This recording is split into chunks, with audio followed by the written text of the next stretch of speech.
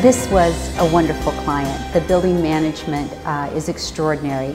They have already world-class art. They have an original silhouette, and they're very conscious of their role and responsibility to manage that art within the community.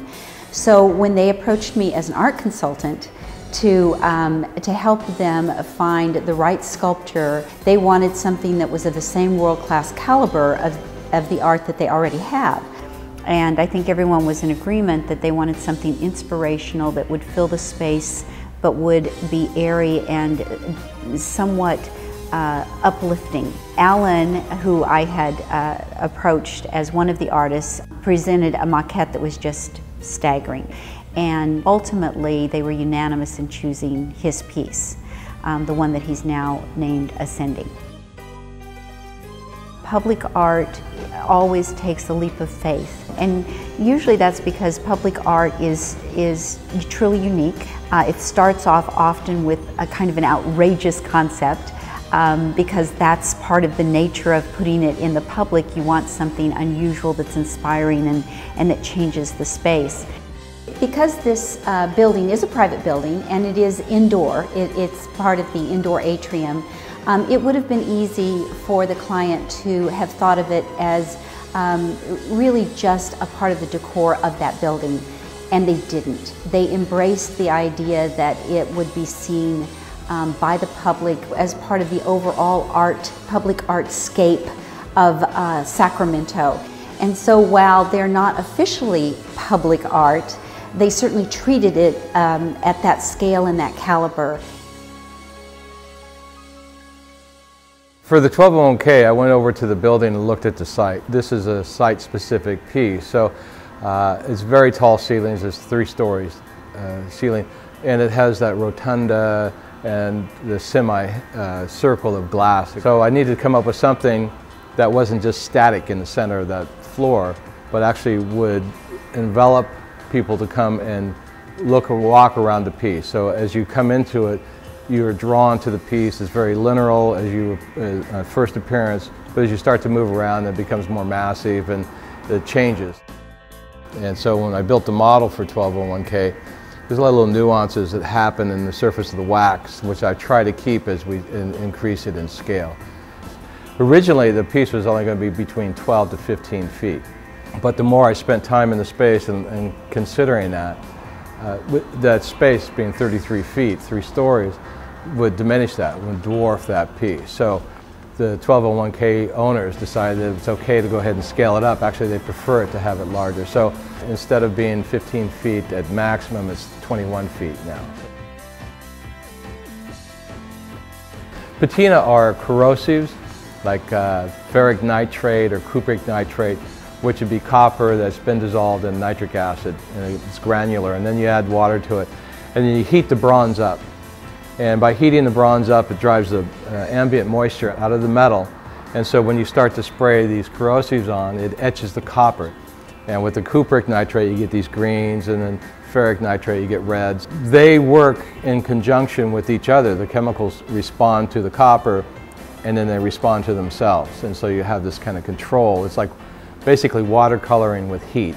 Well, you know, there was a lot of colors going on inside that building, but they're natural colors, and they're natural to the patina. The sort of the reds, the rusty reds that I have on there, and the greens, which are not in the building, but they help to articulate the other colors, and they work well.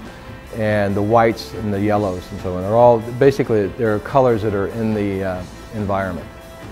There's a lot of little subtleties that you can work with your patina to really enhance the form, and that's something I really love to do. We were going to try to install it over a month period of time, but it just didn't work that way for me. That's why the installation took like 2 or 3 days at the final, towards the end, because it had that spontaneity that I like to work with. The construction was a challenge, actually. Trying to figure out how to get it in was a problem, and kind of interfere with the creative process at times because you didn't really know how it was going to work. So it was just a leap of faith. We just figured it out as we went along. Again, I was building like a ship in a bottle.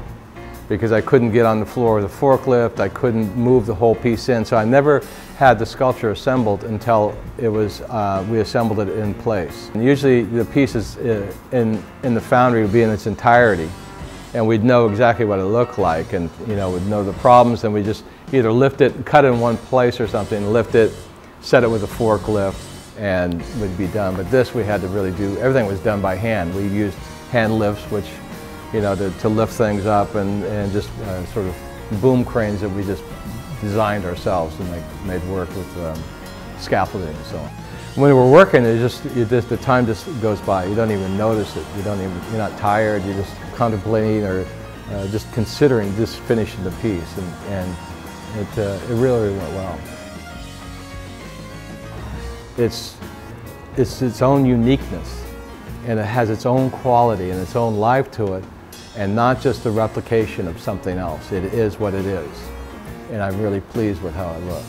I didn't really know until that final blade form was up, the biggest blade was in place, and its positioning was proper, and so on.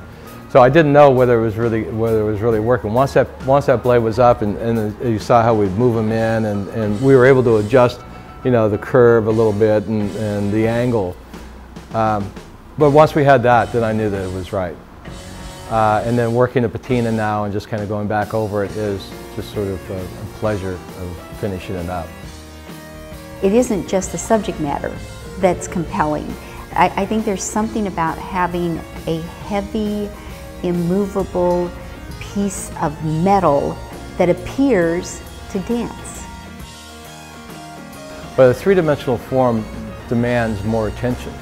It's there, it's in the space, it's taking up space, and you have to address it. And then there's just, with bronze, it's just a beautiful material, and the surface quality that you can get with the natural patinas are just really beautiful. There's something about having a lot of different people with very different skill sets coming together to do something that they don't have an exact roadmap for, and all creating differently but toward the same end. For me, everything's changing all the way through the process, every part of it. And it's not done until you walk away from it.